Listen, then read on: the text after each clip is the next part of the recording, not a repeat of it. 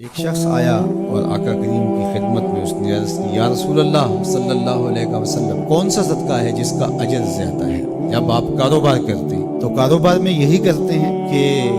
میں انویسٹمنٹ وہاں کروں جہاں نفع زیادہ آئے، تو یہ بھی اللہ سے تجارت ہے، ایسی تجارت جس میں نقصان نہیں ہے۔ نقصان تو یہ طے ہے نہیں ہوگا، لیکن نفع زیادہ آئے یہ تو آرزو ہو سکتی ہے تجارت کرنے والے کی۔ تو اس نے حضور کی خدمت میں آ کے سوال کیا، فرمایا کہ بہترین صدقہ وہ ہے اجر کے اعتبار سے، فضل و شرف کے اعتبار سے، اس حالت کے اندر کہ جب تو تندرست ہو، صحیح ہو، اور تجھے مال کی ضرورت اور حاجت اور لالچ بھی ہو، اور تجھے یہ دھڑکا بھی ہو کہ اگر میں نے خرچ کر دیا تو میرا کیا بنے گا، خرچ کر دیا تو میں کہیں فقیر نہ ہو جاؤں۔ حالات ایسے چل رہے ہیں، کساد بازاری کا دور، اور تجھے یہ ڈر ہے کہ اگر میں خرچ کیا تو میں خود بھی تو فقیر ہو سکتا ہوں، اور تجھے اس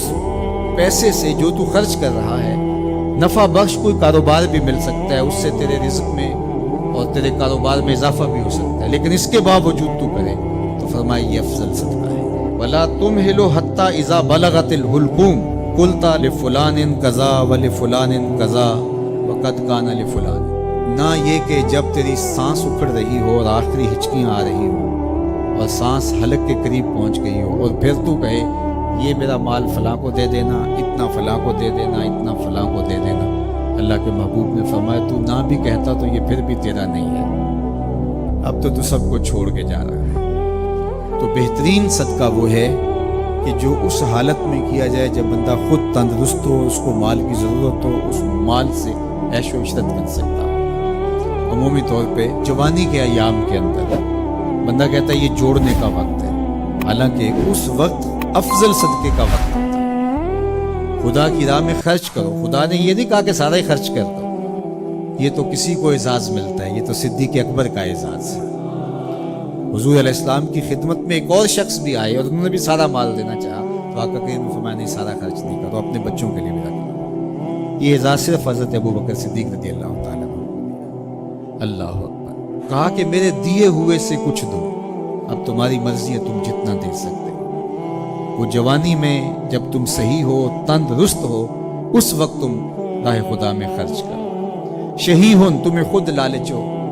انسان کہتا ہے کہ اب میں پیسے جوڑوں گا تو جوڑتے جوڑتے جوڑتے میں بہت جو ہے وہ بہتری کی طرف چلا جاؤں گا، لیکن صدقے کو ان حالات کے اندر بھی ترک نہ کرے۔ تیسرا، تخش الفقرہ،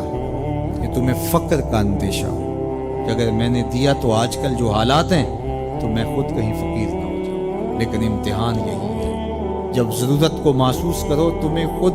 فقر کا ڈر بھی ہو، پھر بھی راہ خدا میں خرچ کرو، تمہارا رب تمہیں فقیر نہیں ہونے دے گا۔ اس لیے کہ حضور علیہ السلام نے قسم کھا کے کہا، ما نقص مال عبد من صدقہ، میں محمد صلی اللہ علیہ وسلم قسم کھا کے ضمانت دیتا ہوں کہ صدقے سے مال گھٹتا نہیں ہے۔ اللہ اکبر۔ اور پھر وتامل الغنا، اور تم یہ سوچتے ہو کہ یہ پیسے ہم لگائیں گے کاروبار میں، فلاں جگہ پہ انویسٹ کریں گے تو بہت سا نفع آ جائے گا، بندہ بعض کا یہ سوچتا ہے اس نفع سے پھر دے دوں گا۔ اور میں نے دیکھا ہے